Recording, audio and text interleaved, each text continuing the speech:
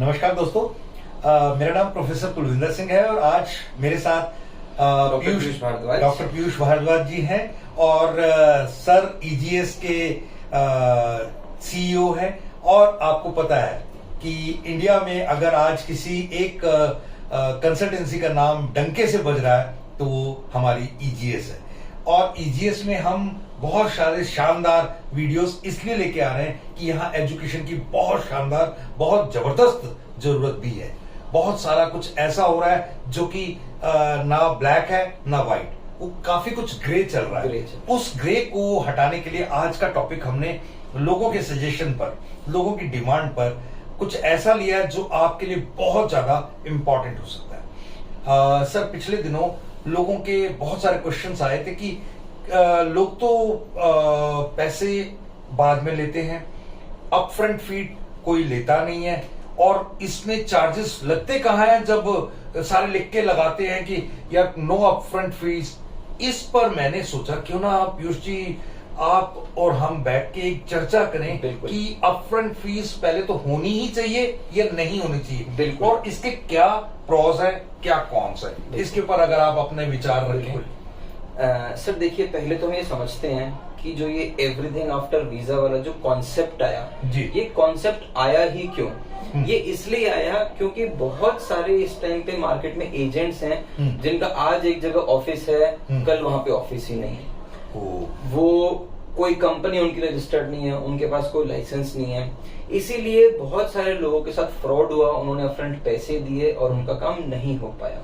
ठीक है, इस वजह से बहुत से लोगों ने ये सोचा कि चलिए हम सारे के सारे पैसे वीजा के बाद देते हैं। तो यहाँ से ये वाला कॉन्सेप्ट शुरू हुआ क्योंकि एक फ्रॉड चल रहा था मार्केट में, लोग पैसे ले रहे थे फिर उसके बाद वहां से भाग रहे थे। तो इसी वजह से ये पेमेंट आफ्टर वीजा वाला कॉन्सेप्ट शुरू हुआ। अब ये जो पेमेंट आफ्टर वीजा वाला जो कॉन्सेप्ट है, ये ज्यादा कहाँ पे चलता है? हरियाणा और पंजाब, ये दो ऐसे स्टेट्स हैं इस टाइम पे जिसमें सबसे ज्यादा ये पेमेंट आफ्टर वीजा वाला कॉन्सेप्ट चलता है। कितना सही है? पेमेंट आफ्टर वीजा देखा जाए तो एक बहुत अच्छा ऑप्शन नहीं है। रीजन कि इन द एंड आप ही 5 गुना पैसे पे कर रहे हो, राइट? तो ऐसे में क्या करना चाहिए? ऐसे में करना ये चाहिए कि आप अच्छा कंसल्टेंट चूज करो जिसकी मार्केट में रेपुटेशन बहुत अच्छी हो, कंपनी हो, एक प्रॉपर ऑफिस हो, और वो बहुत साल से उसी ऑफिस में हो। ये ना हो कि आप आज एक ऑफिस में गए, पता चला कि कुछ टाइम बाद वो ऑफिस ही एग्जिस्ट नहीं करता या वो कंपनी एग्जिस्ट नहीं करती। तो प्री पेमेंट यूजुअली जितनी भी बड़ी कंपनीज हैं वो सब लेती हैं। छोटी कंपनीज जिनको अपने ऊपर भरोसा ही नहीं है कि वो आज होंगी कल नहीं होंगी, या क्लाइंट्स को जिनके ऊपर भरोसा नहीं है, वो कहते हैं कि चलो आप सारे पैसे वीजा के बाद दे देना। पर अल्टीमेटली जब वो सारे पैसे वीजा के बाद वाली कहानी आती है, उसमें you and up spending a lot of extra money which is not at all required. इसमें एक बहुत इंपॉर्टेंट बात जो कि मैं ऐड करना चाहता हूं और चाहता हूं कि आप भी उसमें अपना एक्सपर्ट ओपिनियन जरूर दें।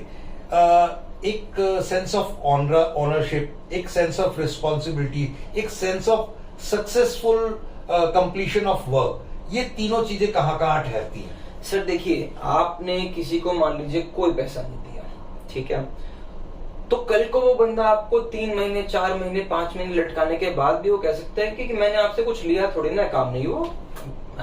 एक बंदा और साइमल्टेनियसली 15 जगह अप्लाई भी कर सकता है। एग्जैक्टली। और वहीं पर ही ऑन द कॉन्ट्री क्लाइंट क्या करते हैं, 15 अलग अलग कंसल्टेंट्स को बोल दिया कि आप हमारा काम करा दीजिए, तो मजाक बन गया। तो यही प्रॉब्लम है इस टाइम पे। हो क्या रहा है, पूरे सिस्टम का मजाक बना हुआ है। इमिग्रेशन का जो बिजनेस है वो पूरा का पूरा ग्रे हो चुका है and everything is a joke. Client सोचता है मैं 15 जगह बोल दूं कि मेरा काम करा दो, और कंसल्टेंट सोचता है मैं 15 लोग को एक ही चीज पे हाँ कर दूं, वैकेंसी एक है और 15 लोग को हाँ कर दे। ऐसे में कैसे ट्रस्ट करें कि कौन एक्सपर्ट है, कौन प्रोफेशनल है? देखिए, सबसे पहली चीज जो आपसे कहता है सब कुछ बाद में, सब कुछ बाद में, सब कुछ बाद में, रेड फ्लैग। वीजा की गारंटी तो कोई भी नहीं लेता, राइट? तो आप कैसे, एक बंदा आपको कमिट कर रहा है कि एवरीथिंग आफ्टर वीजा, मतलब आप ये कहना चाहते हैं कि अगर कोई 1 रुपए का दूध दे रहा है, वो पैसे भी नहीं दे रहा है और दूध भी 2 किलो दे रहा है। 2 किलो दे रहा है, तो ऐसा कैसा पॉसिबल है? तो कहीं ना कहीं कुछ तो एक प्रॉब्लम है, कुछ तो एक रेड फ्लैग है जो आ रहा है, तो आप ये वाली चीज पे नहीं जाइए।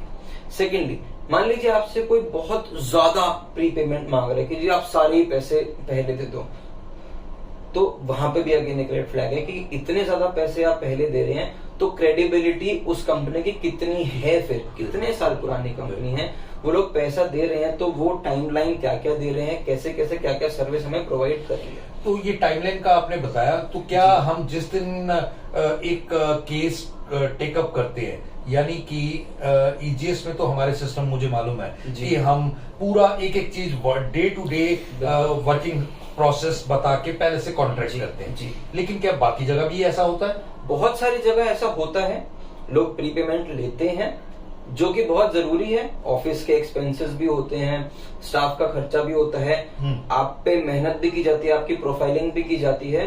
तो एडवांस लेना और एडवांस देना, ये दोनों चीजें एक अच्छी चीज है, एक हेल्दी प्रोसेस है जिसमें आपका भी काम किया जाएगा। तो आपको डे बाय डे अपडेट दी जाएगी कि आपका आज हमने ये काम कर दिया, आज हमने ये काम कर दिया, इस हफ्ते में आपके ये 3 टास्क हो गए, इस हफ्ते में आपके ये 2 टास्क हो गए, अब हमने यहाँ पे आपका अप्लाई करना शुरू कर दिया।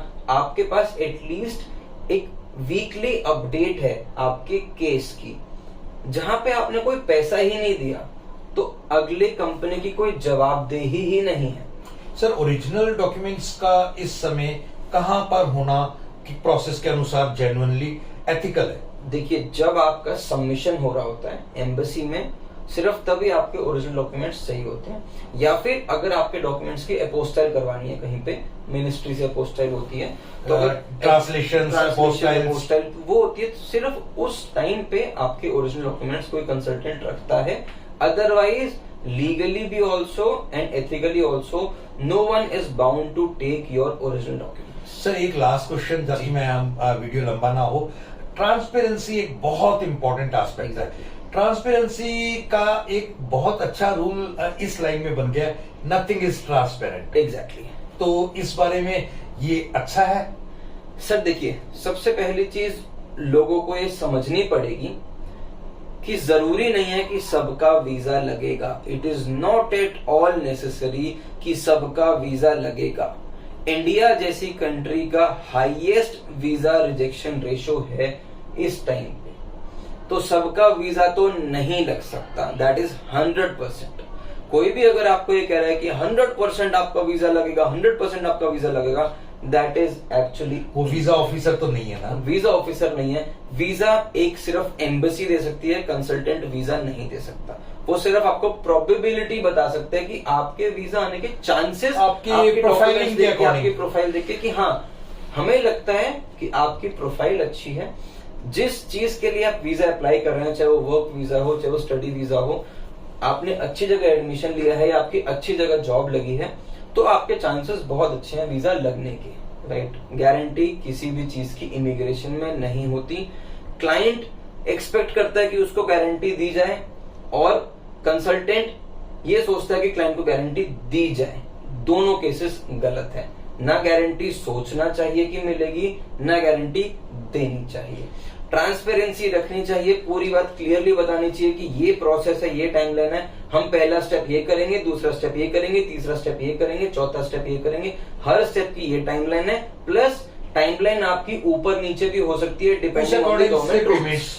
एग्जैक्टली। और उसी अकॉर्डिंग आपने एक टास्क परफॉर्म किया, वो टास्क खत्म हुआ तो आप नेक्स्ट पेमेंट दीजिए। आपका एक टास्क खत्म हुआ तो आप नेक्स्ट पेमेंट दीजिए। मैं इसी के साथ आपका धन्यवाद कहते हुए अपने ऑडियंस को एक बार जरूर आग्रह करूंगा, ये इतना इम्पोर्टेंट एस्पेक्ट है। आज भी हम एक कंसल्टेंसी कर रहे थे जिसमें कुछ एक ग्रुप ऑफ पर्संस बैठे थे हमारे साथ, तो उसमें उन चीजों को अगर अब मैं दोबारा दिमाग में लाऊं तो काफी हंसी आती है। बिल्कुल। तो चीजों को आप एक एथिकल, एक प्रॉपर, एक ऑर्गेनिक तरीका जरूर दे। आप इन चीजों की गहराई को समझें और जरूर एक चीज, ये वीडियो आपके काम का भी हो सकता है और बहुत सारे ऐसे लोगों के काम का हो सकता है जो इस पूरी प्रोसेस में आने वाले दिनों में होके गुजरने वाले हैं। तो कृपया इसे जरूर शेयर करें और इसी के साथ आप सबका बहुत बहुत धन्यवाद। Thank you.